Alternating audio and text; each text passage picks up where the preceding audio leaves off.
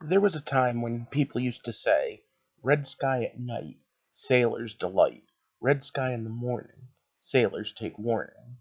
Well, when the red sky lasts all day, that's when you hit a crisis. And oh boy, do we hit the ground running. Welcome to the heart of the stories we tell.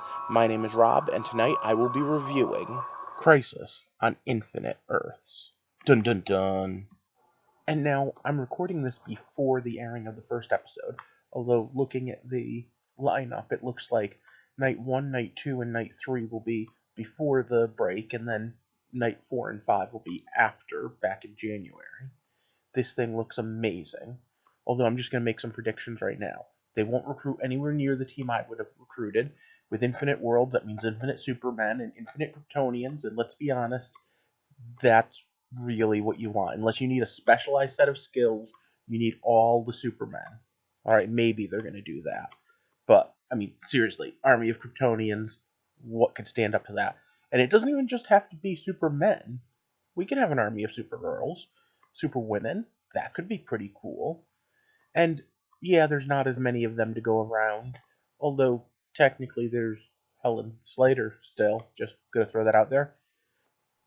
And again, what's going to stand up to an army of Kryptonians? Oh, yeah, an army of Green Lanterns. Any chance we're going to see those? Maybe? Hint, hint. Clue, clue. Possibly? Well, we're going to have to wait and see. But for now, I'm going to watch the episode and see what's going on, take it apart, figure it out. Because that's what I do around here. I take apart stories, I figure out what makes them tick, the hows and the whys of we're telling them.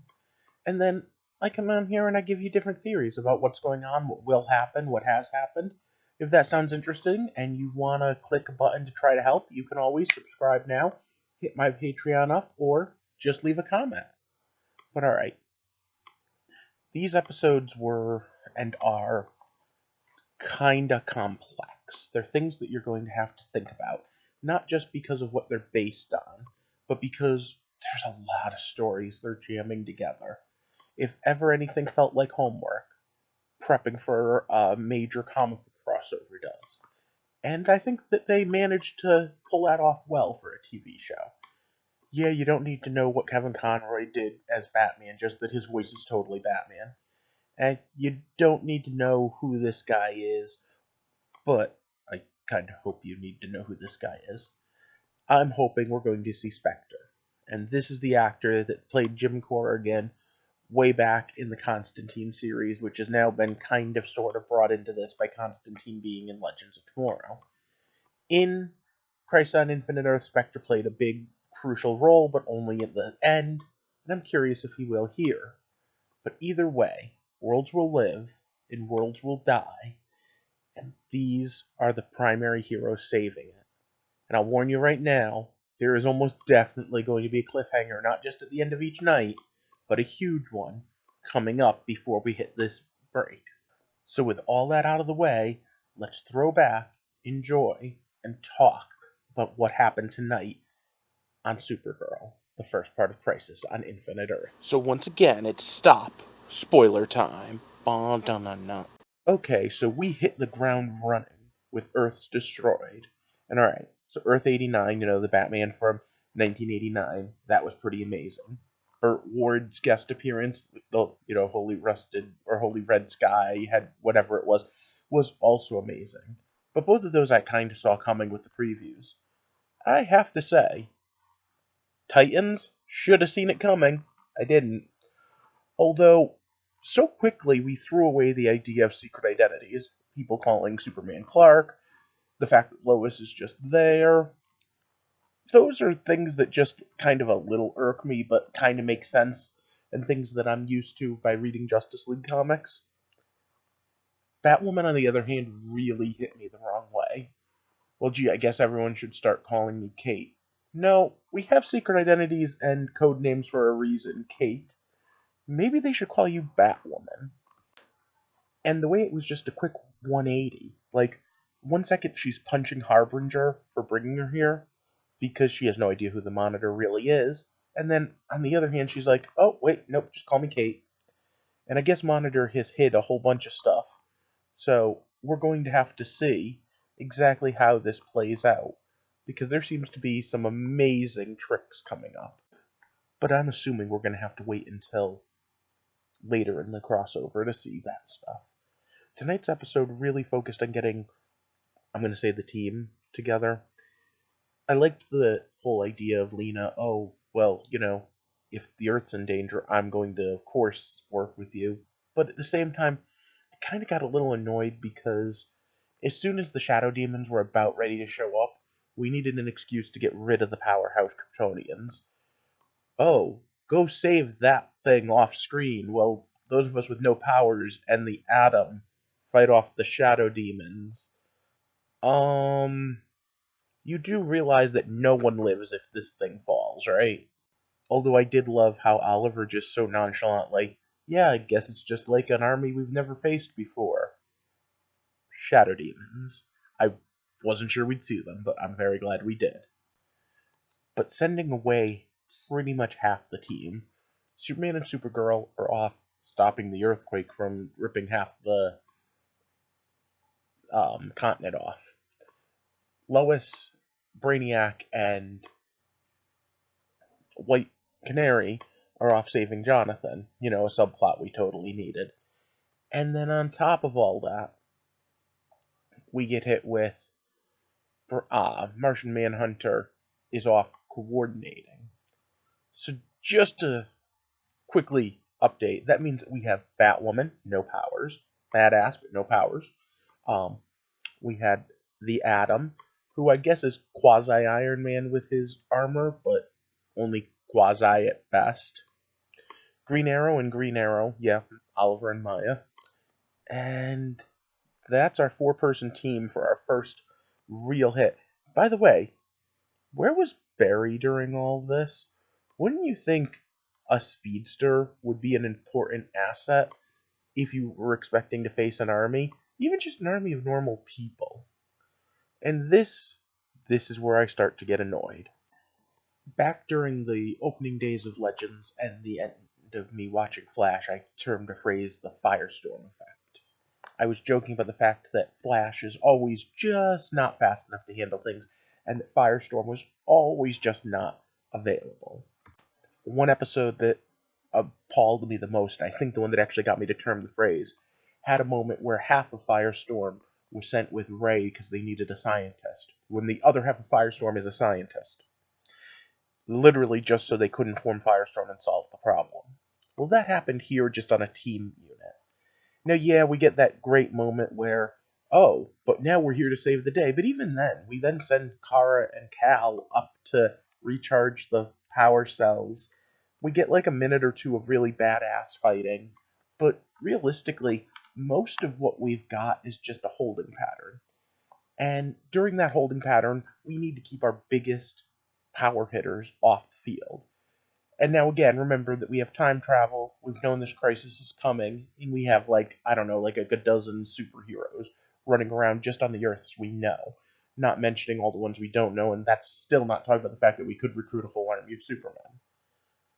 But okay, I have to actually agree with the Monitor. Now, if you'll excuse me, the fact that I used those words, agree with the Monitor, makes me feel a little dirty, so hold on a second while I clean up. So Oliver's sacrifice saved, we'll say, 1 billion lives. That sounds really great. Just remember, they only saved people from Earth, not the whole universe. On top of that, the whole universe died. So, all the Martians, all of them, yeah, screw them. By the way, all the rest of the Earths that are gonna die, which we've already seen, and all the other planets that were already destroyed, like, say, Argo, yeah, they're gonna be destroyed in the next universe, and the next one after that. So the Monitor's whole thing about we need to consolidate our forces, we need to save what we can, and we need to push. Yeah, maybe it's just me, but it doesn't seem like Oliver really did that much by saving 1 billion lives, especially since I know that in some way, shape, or form the reset button gets hit after all this. Now, maybe it won't be New Earth, the idea. Maybe the whole multiverse will be reborn. Maybe some variant of the multiverse will be born. I'm not sure. But any way you look at it, something is going to be reborn out of this. So I kind of feel like that was a kind of cheesy ending for Green Arrow. And people keep talking it up like, oh my god, he just sacrificed himself for very little, really. A percentage, maybe even a decimal, or a decimal of a percentage. Now, I understand that that's what heroes do, but at the end of the day, when you think about all of the older heroes, when you think about everything that's about to happen, and you think about all of the sacrifices from the comic, I don't know, it just still feels a little weird. And so far, the team isn't really as badass or as all brought together as I would have hoped. Yeah, I know we just got a preview for Who Wants to Meet Batman, and we know Black Lightning shows up, and we know that there's other things. But I don't know. This episode just felt like a little weak sauce, but it's a build, and I'm hoping. Now, I'm hoping that with Pariah showing up, although that was also cheesy the way he chose the name Pariah, that we learn a little more about the Anti-Monitor, what these symbols are, and what the paragons the Monitor was referring to. I'd really like to see what happens next here, but mostly, I want to see what the Anti-Monitor can throw at them other than Shadow Demons. Is there a Reverse Flash coming? Because, that newspaper way back when hinted at it. So, okay. First of all, this is TV show budget. Second of all, this is probably the largest scale crossover any TV show has ever seen, and unless they try to one up themselves next year, which I don't think they can, it's probably the largest we're going to see in a while. So, okay, gotta take some of the cheesiness with a grain of salt, and I have to say, it's doing a pretty amazing job. Especially with the fact that, remember earlier I said that I would create a whole army of Supermen? We know they're going to create an army of Supermen, so I can't complain too much about the fact that they got hit with their pants down because they thought the tuning fork was going to work. I think that sometimes they kind of write people a little bit of idiot ball, and other times they write other people a little bit of not using their powers. And sometimes it's understandable, like, alright, you don't have the special effects budget to have that happen.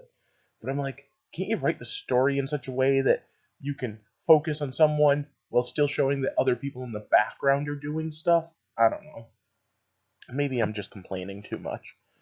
Especially since overall I loved it. This is what I've been waiting for, I was going to say for 10 years, but let me go back. 25 years? Yeah, 25 years ago. 25 years ago, when I was reading Zero Hour and went back to research Crisis on Infinite Earth. That's when I would have loved to have seen a movie, a TV show, something like this, trying to take that on. And for all the fact that they talk about things like the MCU, and they even compared that in the Aftermath video, this totally blows that away for things I thought we would never see, but were pretty amazing. All in all, I'm really hit in for this whole crisis, and I'd love to hear what you guys think. I hope that it pays off as well as I think it's going to. Right off the top of my head, though, I think some of the greatest moments were when Green Arrow handed down the suit, standing on the balcony, Superman and Supergirl, Lena Luthor saying why she wanted to help.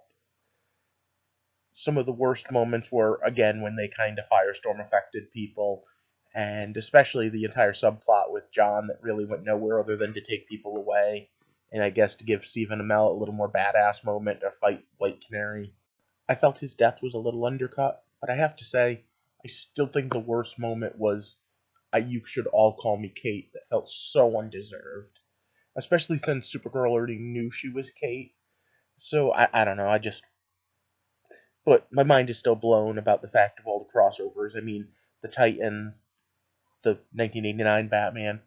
But out of curiosity, what struck you the most, and what are you most looking forward to or most fearing? Anything can happen. There's totally a reset coming. And according to the showrunner, Mark Wolfman not only helped them write this, but helped them write something about the Monitor's origin.